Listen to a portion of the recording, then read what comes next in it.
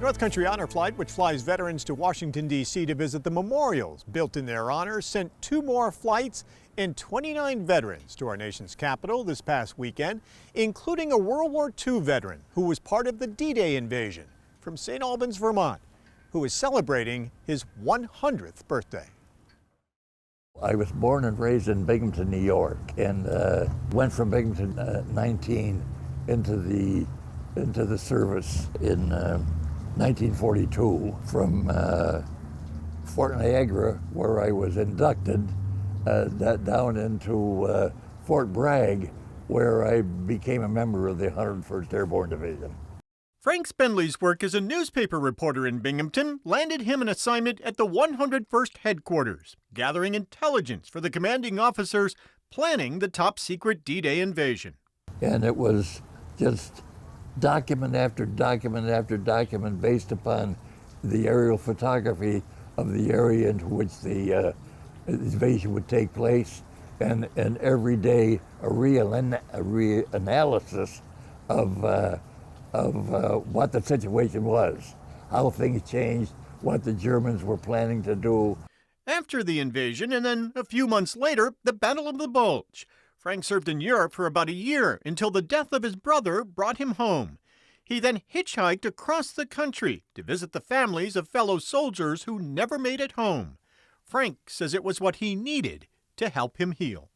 His career with the United States Customs Service brought him to the northern border and Vermont, where he raised his family, 6 kids, including his son Kevin, who was with his dad this past week when Governor Phil Scott gave him a special send-off as a motorcade of law enforcement and veterans escorted Frank from Vermont to Rouse's Point, New York, where well-wishers lined Route 11.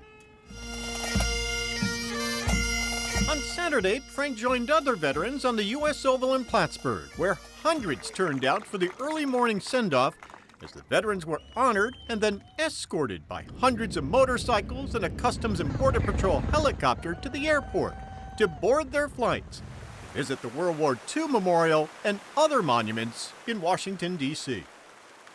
Having been given the gift that I've been giving, where I'm basically 100 years old, I thought it was the right time for me to honor all of the veterans of all of the wars by taking this opportunity to visit the statues that honor us all, none of which have I seen. I went to school in Washington. I saw all of the monuments that were there, right up through to Jefferson Memorial. This now gives me a chance to see not only the old monuments, Arlington, that sort of thing, but all the way to the Air Force monument. And I had 3 sons who were in the Air Force. So that will be an interesting day for me. Some of Frank's children and grandchildren plan to travel to Washington to join him for his day. I know it's going to be a very emotional day. When I used to watch the anniversaries over the television, every one of them made me cry. Back over into Normandy. You can't help but stir up like that, so they know I'll have a tough time fighting back the tears. I know that. I'm sure of that.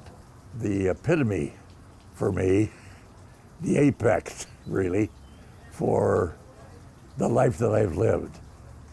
On my 100th year, really, I'm going to be able to see all this and enjoy it. The enjoyable part about it is when my family found out that I agreed to do the honors flight, a great number of them are going to be down there in Washington to enjoy it with me. Oh, your family's coming to meet you there? Yes. Oh. Yes. Yeah. So they've all flown down to be with me. Oh, wonderful. Yeah.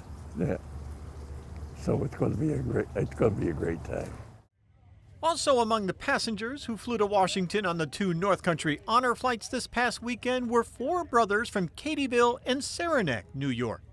All 4 of the Blair brothers, Chester, Frederick, Larry, and Richard, are Vietnam-era veterans. And during the send-off ceremony, they held photos of their 4 other brothers who were also in the service. 8 sons from the same family who served our country. And each of them is holding a photo